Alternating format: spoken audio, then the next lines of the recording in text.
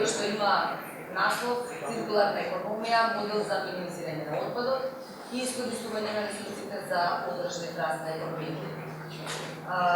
Денешната тема зошто циркуларна економија, затоа што од нашето согледување, од секојдневната комуникација со компаниите, од нашата комуникација на национално, регионално, европско ниво, па и пошироко, констатацијата е дека зборовите циркуларна економија ќе ги слушаме многу често во секојдневната комуникација.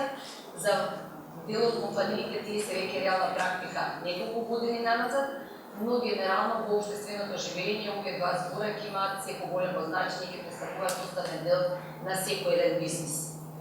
Денешниот настан има за цел преку разговор со нашиот гостин да сублимираме одредени поенти за важност и улогата на циркуларната економија и реалноста и нас на оваа тема. Само накратко на почетокот, што ние сублимираме на тема циркуларна економија. Тоа представува определен влог во развојни технологии и производот на мултиплициран приходот, колку да е сега влогот финансиски трошок, истиот после одреден период ќе биде мултиплициран неколкократно спреку бенефити и приходи од примената на трансформацијата во циркуларна економија. Предностите на оваа транзиција во тоа што средствата за развој ќе може да се обезбедат преку разни фондови и инновации, кои имаат за цел да ја мултиплицираат зелената економија првенствено во Европа. Се добива еден нов економски концепт, модел каде секторите покрај тоа што ќе бидат упатени и дополнително ќе бидат економски поврзани, ќе донесе до јаснење на генералната економска слика во државата, затоа што кога секторите се кохезиони, поотпорни се на надворешни удари влијанија и притисоци, односно поотпорни се на зависноста на суровини однос. Увозот како императив ќе добие нов, но не конкурент партнер од домашните индустријски гранки, кои сега може би не изгледаат поврзано, но преку моделот на циркуларна економија тоа е возможно. И заокружено сето тоа, можеме да кажеме дека обезбедува поголема одржливост. Моделот на циркуларна економија, каде што вредност и ресурсите се одржуваат во економијата што е можно подолго, а создавањето на отпад е минимизирано, ги намалува присуствите во природните ресурси, додека го поттикнува одржливиот раст. Зошто циркуларна економија и во нашата држава, бидејќи зелената агенда на Западен Балкан е нешто што не насочува кон таа циркуларна економија. Именно зелената агенда е инструмент за постигнување на европскиот зелен договор во нашиот регион, кој представува пресвртница во борбата против климатските промени и сеопфатна стратегија за раст на Унијата. А неговата имплементација треба да доведе до климатска неутралност на Европската унија до 2050 година. Со подпишување на Софиската декларација и Зелената агенда на Западен Балкан на 10 ноември 2020 година, земјите од нашиот регион се брза да имплементираат Зелената агенда како патна карта за низкоуглеродни акции и мерки, што ќе доведе до развој за минимално испуштање на јадрот и економски раст во согласно со принципите на одржлив развој. Инаку, само за информација дека Зелената агенда на Западен Балкан опфаќа 5 столба: декарбонизација, климатска акција, зелена енергија и одржлив транспорт, тоа е првиот сегмент. Вториот е циркуларната економија, третиот борба против загадувањето, четврти одржливо производство на храна и одржливи природни средини и пето биодиверзитет или заштита и реставрација на природата и екосистемите. Што значи дека ние денеска зборуваме само еден од столбовите на Зелената агенда на Западен Балкан. И јас тука ќе застанам, местото ќе го оставам на нашата гостинка, професор доктор Наташа Петрович, факултет за организацијски науки на Универзитетот во Белград. Добре ми дојдовте. На екранот зад нас ќе може да видите накратко за сивито на професор Петрович. Меѓутоа, низ презентацијата или низ разговорот што имаме со професорката, ќе сватите зошто е се ова во сивито што е ставено на професорката Наташа. Јас ќе ви го предадам сега. Hvala, ja bih prvo htjela da pozdravim sve prisutne dame i džentlmene koji su došli ovdje da slušaju danas sa nama i da pričamo zajedno o cirkularnoj ekonomiji i da prenesem velike pozdrave iz Beograda i sa Fakulteta organizacijonih nauka Univerziteta u Beogradu. Mi smo jedan multidisciplinarni fakultet koji se između ostalih stvari jako posvećen menadžmentu i informatici bavi i temama ekologije, tako da ja predajem ekološki menadžment i održivi razvoj i dizajn za životnu sredinu i sa svojim koleginicama i kolegama sam informirala modul iz cirkularne ekonomije i tu smo, da kažemo, među prvima, pa ja mislim i u regionu koji se bavimo ovim. I pre nego što ja uopšte počnem, htjela bih da kažem kako je do svega toga došlo, na primjer, na Fakultetu organizacionih nauka i koliko ste vi koji ste članovi komore i koliko je komora, privreda i biznis, koliko su bitni za nauku. Moja draga studentkinja Dijana Milanović, evo ja ću sada i pomenuti, koja je kod mene diplomirala, specijalistički rad uradila i tako dalje, dolazi kod mene, ja sam, mislim da je bila 2019. godina, i ona kaže, ja profesorka, ja bih htjela da doktoriram, tako super, ti će odlično, pa ja bih da mi vi budete mentor kada nastavimo saradnju, ja kaže, može, kaže, ja bih htjela da doktoriram iz cirkularne ekonomije. I verujte mi, ja koja sam iz ove oblasti, što bi se rekao, šta ti je to tiče sada? Ona kaže, čekajte profesorka da vam pokažem šta smo mi to radili i ja sam bila na Akademiji cirkularne ekonomije u Privrednoj komori Srbije. Znači, ona je sa znanjem, da tamo centar postoji od 2018. sa znanjem koje je tamo dobila, došla na univerzitet, došla u akademiju sa željom da doktorira. Ja pogledam što je to, ja ne znam, to su standardi ISO 14.000, ISO 40.040X, upravljanje životnim ciklusom proizvodima, rekao, ja sam iz toga magistrirala i doktorirala, samo smo mi to tada zvali drugačije. Poenta priče je, zašto počinjemo ovako? Koliko je bitan biznis, koliko je bitna privreda, koliko ste bitni vi, koliko je bitna komora, a da je na nauci i akademiji da momentalno odgovori na zahteve, jer ni akademija ni nauka ne mogu da postoje sebe radi, same radi, da smo mi neki tamo ludi naučnici u belim mantilima zaključani u nekim laboratorijama, a da sam ja neka tamo rasejana profesorka koja ne znam šta tamo priča i priča sama se tamo. FON je inače zbog toga toliko dobar fakultet, zato što je nastao od privrede i za privredu. Nas je preko 60 preduzeća ondašnje zemlje formiralo i mi smo poznati po tome što imamo sa preko 700-800 kompanija saradnje i stručne prakse. Znači, naši studenti od osnovnih studija moraju da idu na stručnu praksu, moraju da imaju kontakt sa kompanijama i moraju da stiču ta praktična znanja. E sad, zbog toga, nažalost, mi imamo slučaj da nam neki i ne završavaju fakultete na vreme zato što su ih već zaposlili. I to prosto, to ide tako. E sad, ono što sam želela da kažem je da cirkularna ekonomija, ja ću tako to i početi sa tim, mi imamo, i to smo Danijela i ja kad smo pričale se dogovarale, prosto demistifikaciju pojma cirkularne ekonomije. Jer svi kažu da, cirkularna ekonomija, cirkularno, to je sada moderno, to mi moramo, a kao, šta je to? I većina smatra da je to samo reciklaža, zato što se otpad većinom pominje. Sad, ja bih trebala da ustanem sad, pa da pustim ovaj prvi slajd. Cirkularna ekonomija je prevod i kod vas i u Srbiji, ali nije, na primer, u Sloveniji i Hrvatskoj, i cirkular ekonomija sa engleskog je prevedeno kao cirkularna ekonomija. A u stvari, pravi naslov bi trebalo, odnosno prevod, da bude kružna privreda.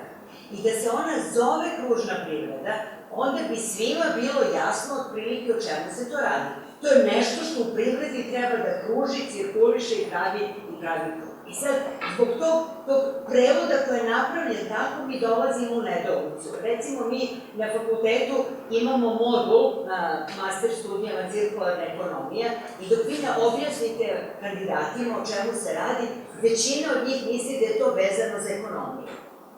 A neki baš beže od ekonomije. I onda mi imamo, usled toga što se još uvek ne zna šta je to, da mnogi ljudi neće, na primjer, da se bave sa tim. Ja sam sada imala nastavu na master studijama sa studentima na predmetu integrisani ekološki menadžment, znači koje zanima ekologija, zanima zaštita životne sredine, i uradila sam baš zbog ovoga, uradila sam jednu anketu ispitivanje i preko 80% njih koji su čuli za cirkularnu ekonomiju su čuli na času iz ovog predmeta. Znači, oni nisu imali pojma, niti su čuli negde, niti su pročitali negde. Oni prosto, to su mlade generacije koje prate neke svoje trendove šta njih interesuje. A mi moramo što više da govorimo i što više da radimo iz ove oblasti da bi ovaj pojam bio prepoznatljiv. Prosto i u medijima i posebno u društvenim mrežama, znači Instagram, ko sad nije na Instagramu i na TikToku, to ispada kao da nije živ.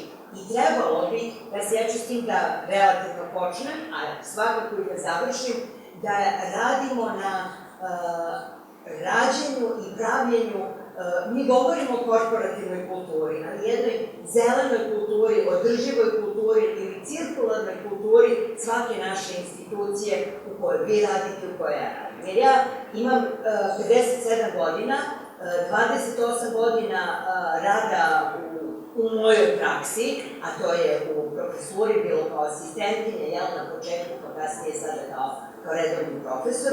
I ono što sam ja zaključila posle svih tih 28 godina rada, da nije bitno koji fakultet neko ima ili koju školu, nije bitan stepen obrazovanja, ako on nema prethodno obrazovanje koje je vezano za ove teme, ili nema neko lično interesovanje za ove teme, on to prosto ne zna.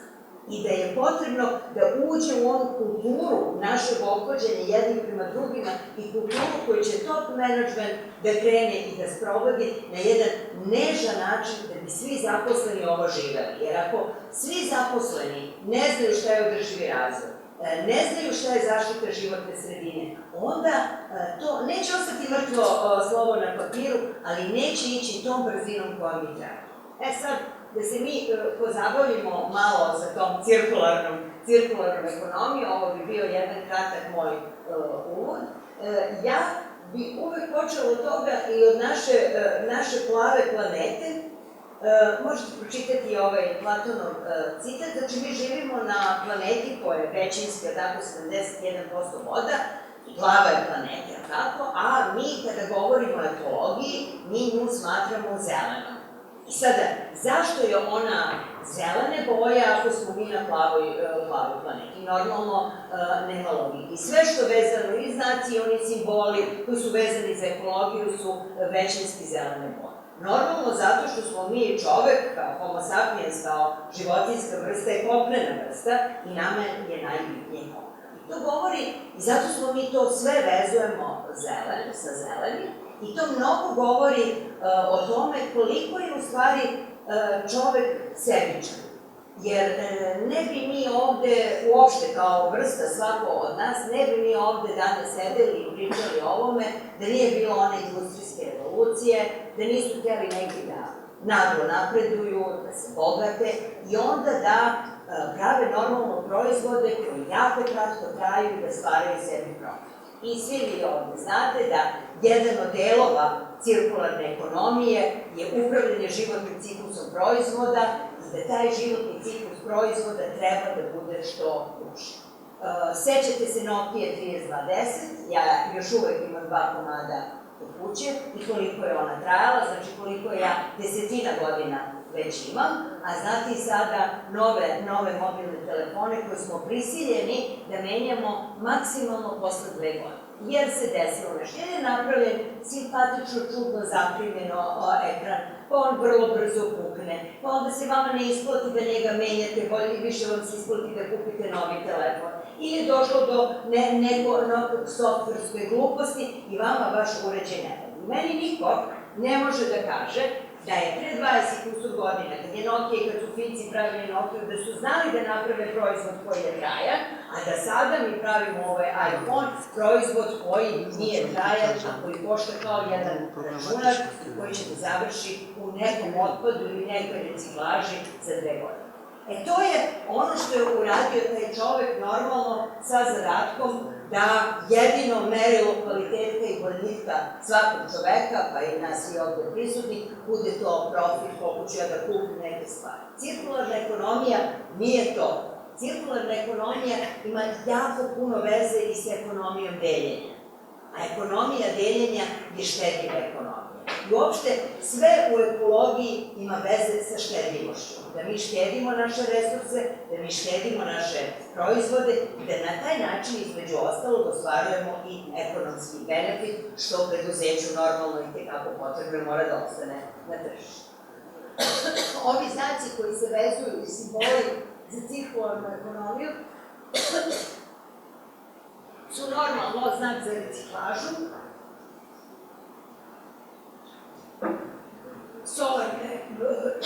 solarni paneli, vetroturbine, energija sunca, biomasa, sve ono što i normalno oni što nabavljaju tamo je za vađenje nafte, vode. Znači, to je sve ono što nas u prilike vezuje za prirodu i uobičajeni simboli koji se javljaju kada bi ukucate cirkularnu ekonomiju, to je petlja, znači zato što je to kruženje i treba to ciklus da traje beskonačno, javlja se Mobiusov krug znak za reciklažu i uvek je to, kažem, zeleno i samo zeleno.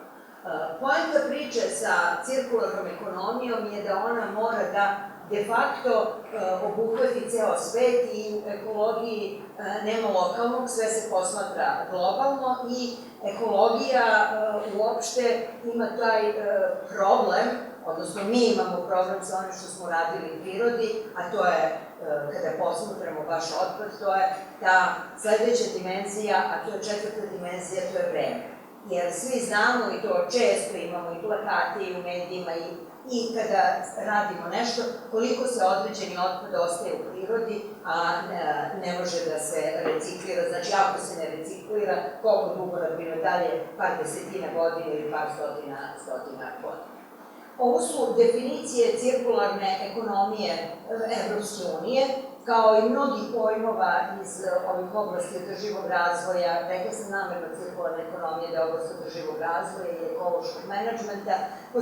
Ne postoji jedna unificirana, standardizovana definicija, već ih ima više otprilike kako je svako imao neko svoje shvatanje i nijedna od njih nije pogrešna, ali možemo da kažemo da ova prva je izuzetno sveobuhvatna, jer kaže da je cirkularna ekonomija je i proizvodnja i potrošnja, da je to deljenje, leasing, ponovna upotreba, popravke i tek onda recikliranje. Znači, recikliranje nam dolazi kao kraj, kada je nešto već ušlo u fazu otpada, mi se trudimo da ne uđe i onda da mi te resurse koji taj proizvod ima ponovo koristimo. Ovo je itekako potrebno, jer kada su u pitanju obnovljivi, odnosno neobnovljivi izvori, neobnovljivi materijali, mi prosto više nećemo imati. Tako da ćemo mi biti prisiljeni da se nekim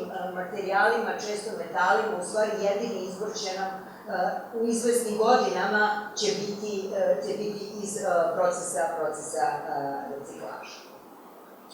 Cirkularna ekonomija se zato najdirektnije, mada obuhvata i mnoge druge ciljeve održivog razvoja, odnosi na 12. cilj održivog razvoja, a to je odgovorna potrošnja i proizvodnja. Ali svakako, imajući u vidu da mi štedimo resurse, da mi smanjujemo otpad, ima mnogo veze i sa drugim, na primer isto i sa klimatskim promenama, sa životom na zemlji i sa životom ispod vode. Svi mi znamo koliko je, i sad se jako puno priča o zagađenju plastikom voda i okeana, normalno partnerstvo da se ostvare ciljevi, novim poslovima i tako dalje. Otpad je s druge strane nešto što je, kada dođe već do njega, ipak spada u neki centar i fokus cirkularne ekonomije, jer kada dođe do njega će uvek doći. Mi možemo da govorimo o strategijama ka nula otpadu, ali do nula otpada je teško, čak nemoguće doći.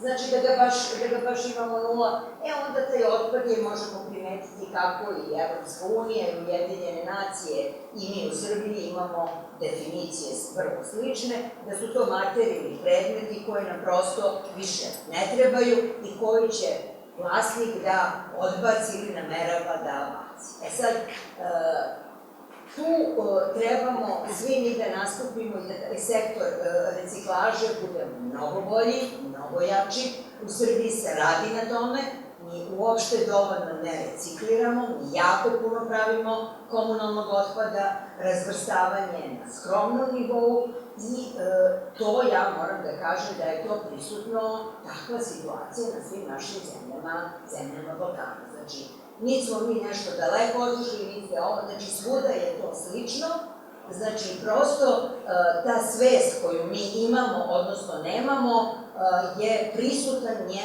njen nizak nivo. I jedino, po meni, vraćanjem obrazovanja u što niže, znači već u vrtićima i osnovnim školama mora da se radi na ovom i da se uči. Ja uopšte ne sumnjam da će u određenom periodu doći do, na primer, obaveznih predmeta iz održivog razvoja i cirkularne ekonomije već u osnovnim školama. Prosto nama trebaju ljudi koji imaju ta znanja i predznanja, a koji će znati da to iskoriste kasnije. E sad, dolazimo do te čarobne reciklaže i normalno to je bilo koja aktivnost ili operacija koja ima zadatak da iskoristi otpad koji je nastao i da pretvori u ponovne materijale koje će iskoristiti za proizvod koji će biti za prvobitnu nameru koja je bilo ili za sasvim neki drugi. Ono što je kod nas kakav je sistem privrede, to je linearni model ekonomije, tu nema šta, znači da je to, mi polazimo od ekstrakcije, znači mi želimo da uzmemo sve materijala iz prirode, onda se bavimo njihovom preradom, dalje njihova raspodela u određene vrste proizvoda, oni se troše i završavaju po. I to je jedna linija koja mora da se pretvori u kružnu liniju, odnosno preko otpada koji će da se ponovo reciklira i vrati u sam sistem na početku proizvodnje. Mi pravimo zatvoren krug i time se trudimo kroz kružno kretanje, što bi nam i trebalo da bude kružna privreda, da imitiramo najsavršeniji sistem koji postoji na planeti Zemlji, a to je priroda. Jer priroda takva kakva jeste, postoji sasvim uspešno, iako se mi zadnjih pošto 100-200 godina i tekako trudimo da je onesposobimo, ali ona i dalje planeta Zemlja Gea uspeva da preživi. Ovo su neki, da kažemo, prikazani procesi kako to izgleda, koje su to petlje, koje su cirkularne ekonomije, ovo je poznati, ovo je taj butterfly dijagram, gdje se tačno vidi kako sve kruži i kako se sve vraća i koji su to principi cirkularne ekonomije, ali osnovno njeno je da se ona trudi da optimizira upotrebu resursa, da što manje nastaje otpada, a da otpad koji nastane se reciklira. Da bi ona optimizirala upotrebu resursa, znači na početku, u samom dizajnu proizvoda mora da se vodi računa, znači da vi dizajnirate i konstruišete proizvod za blizu nultog otpada. Znači da ne pravite proizvod koji će postati otpad. Faze modela cirkularne ekonomije su, evo, to je taj dizajn, onda ide proizvodnja, normalna distribucija, korišćenje, prikupljanje, recikliranje i onaj preostali otpad koji bi trebalo najbolje da se spaljuje, ali na poseban način da bi se dobila energija, a da se štetni gasovi eliminišu, znači moraju da postoje odgovarajući filteri ili odgovarajući sistemi, kao što je to slučaj u Beču, i to se smatra, da kažemo, najboljim načinom, a nikako ne deponovanje, normalno ne na divnim deponima, kojih inače Srbija puna, nego na sanitarnim deponijama. Ovde, sad mi nećemo imati, imamo vremena, ovde trebalo da bude jedan kratak filmić i neki primer i priča o cirkularnoj ekonomiji. Autorska emisija Jovana Memedovića, koji izuzetno gledam kod nas i odličan je, a ovo isto, do duše, nema malo ovako sunca, isto je, ja sam juče doletela, ubrzo, nažalost, moram i da letim nazad kući i tim nebom sam doletela, ono isto. I ovde nad Skopljem i ono koje je bilo nad Beogradom i isto nad svima nama. Poenta priče je da smo svi mi ljudi i svi smo jedno i jedini dom koji imamo je planet. I da tu nema, ja sam odavde, ti si odande, šta ćeš ti da radiš, šta ću ja da radim. Ekologija i priroda je nešto što nas sve dotiče. Ovo su isto jako lepi simboli. Linearna ekonomija normalno sve pretvara u đubre. Ekonomija reciklaže koristi deo, je tako, deo, nešto ne može da reciklira, znači uzima stvari koje su dostupne, a cirkularna ekonomija, ona se ima ideju, strategiju da dođe do nultog otpada. Ono što je najbitnije i ova piramida je najbolja prilikom upravljanja materijalima i proizvodima, da, i to je to, i što je normalno u ekološkom menadžmentu izuzetno bitno, to je proaktivno delovanje i to su preventivne mere. Proaktivno delovanje vam zahteva da ljudi imaju znanja, alate, stručnost, kulturu, da bi znali da razmišljaju na ovaj način, da razmišljaju ekološki održivo. Kada smo i pričali, rekla sam da ću reći, znači šta je, ili ćemo to u toku razgovora, stari, a mogu i sada. Znači, mi sad kažemo, mi imamo, pojmovi su počeli dobro, to svi znamo kao priroda, pa smo učili priroda i društvo, pa onda imamo ekologija, pa onda se pojavila zaštita životne sredine. To je otprilike iz ove nauke kako su se razvijali istorijski pojmovi, pa je ovde bio ekološki menadžment, pa onda održivi razvoj, pa šta je to održivi razvoj, pa onda održivost i onda odjednom je došla cirkularna ekonomija. Kao nešto što je u stvari staro, mislim, mi ga znamo, ali sad je prosto opet revitalizovano. I sad, ono što je najkompleksnije i najsveobuhvatnije je svakako održivi razvoj. Jer održivi razvoj ima tri stupa, to je ekologija, društvo i ekonomija, dok nam je cirkularna ekonomija u okviru toga i ona se bavi samo sa dva stupa. Znači, užeg je smisla od održivog razvoja. I trebalo bi napomenuti, kad je održivi razvoj u pitanju, da mnogi autori insistiraju da bi održivi razvoj trebalo da ima četvrtu dimenziju, odnosno četvrti stup, a to je kultura. To je ono što sam pominjala, ta korporativna kultura, ta korporativna etika koja će da vodi računa o životnoj sredini. Dalje, nije samo reciklaža. Znači, nikako nije samo reciklaža, ja sam namerno ostavila, jer se onda podudara sa niz R-ova, koji su iz oblasti cirkularne ekonomije. Ovaj najbitniji je drugčiji način razmišljanja. Znači, razmišljanje malo ono što bi se reklo out of box, smanjivanje ponovnog dizajna, ponovne proizvodnje, popravki. Nekada je bilo sasvim normalno da vi imate majstora, pokvari vam se mlin za kafu ili pokvari vam se ono kuvalo električno i to odnesete kod majstora. Sada vi nemate majstora, stari zanati su nestali, se vama više isplati da vi to ponovo kupite. Jer je napravljeno da vi to ponovo kupite. I cene su takve da je vama neisplativo da odete kod majstora. A majstore koji imamo, makar kod nas, to su ovi električari, to je preskupo. Znači, to ne znam kakva je cena kod vas, ali zanati koji su ostali su preskupi. Sad, ovde je onaj simbolić desno, cirkularne ekonomije, gde treba da kruži otpad, da ne završi u onoj kanti, a ovde je paralela sa sistemom kako radi naša priroda i ono što mi trebamo da izvučemo paralelu. Znači, počinje se od producenata biljki i algi, pa onda imamo korisnike, to je nama ovde proizvodnje, pa onda imamo korisnike, pa imamo razlagače, pa sirovine za izgradnju organske materije, koja opet, znači ovde bi bila reciklaža, dobija se opet sirovina koja se vraća dalje u proces proizvodnje. I priroda je to vrlo lepo i nežno uredila i to je ono što mi trebalo bi da kopiramo, da gledamo, da se učimo. To je ono što se kaže, šta da izmišljaš toplu vodu, topla voda je već izmišljena. Pa ako mi možemo da iskopiramo sisteme i sistemski pristup koji vlada u prirodi, zašto da ne? Znači, to bi opet ovako izgledalo u tome.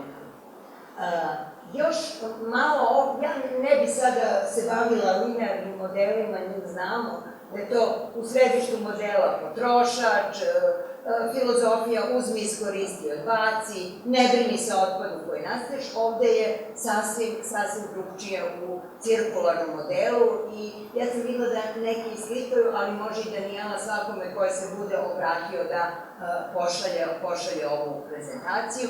I ovo poslednje što piše je u osnovi modela višekratno korišćenje proizvoda, znači i produžavanje njegovog životnog ciklusa. Znači, nama je cilj da imamo proizvod koji ima dug životni ciklus i da taj proizvod, kada dođe u svoju fazu otpada, da bude na odgovarajući način zbrinut. Bilo bi najbolje da u fazi otpada se on ili ponovo koristi, ako ne može ponovo da se koristi, da se reciklira, ako ne, on spaljuje zarad dobijanja energije. Cirkularna ekonomija nadasve i na prvom mestu bavi se plastikom, sada je hrana i Evropske unije, Danijela je pominjala različite dokumente Evropske unije, znači u Briselu je ključna reč hrana i digital i to povezivanje hrane se puno baca, imamo jako puno siromašnih, biomasa je problem i veliki problem je građevinski otpad, koji nije zbrinut, koji je kabast i koji je veoma problematičan za dalje odlaganje, a sve su to i ključne sirovine. Neki primeri, apsolutni primeri koji mi vidimo u svakodnevnom životu, kažemo, zašto bi pomislili da je to, na primjer, cirkularna ekonomija, jeste, to je, na primjer, kad se hrana uzima na meru i ne stvarate otpad, kada se normalno sistemi za ponovo punjenje, ima ih sada su u Beogradu se pojavili, na primjer, i za sipanje mleka, to imamo. U Sloveniji su imali jedan kompleksan, ne znam da li Berti, ne znam da li još radi, da koristimo mnogo manje pakovanja, a da normalno vodimo računa da nismo toliko potrošački nastojeni. Hvala najlepše.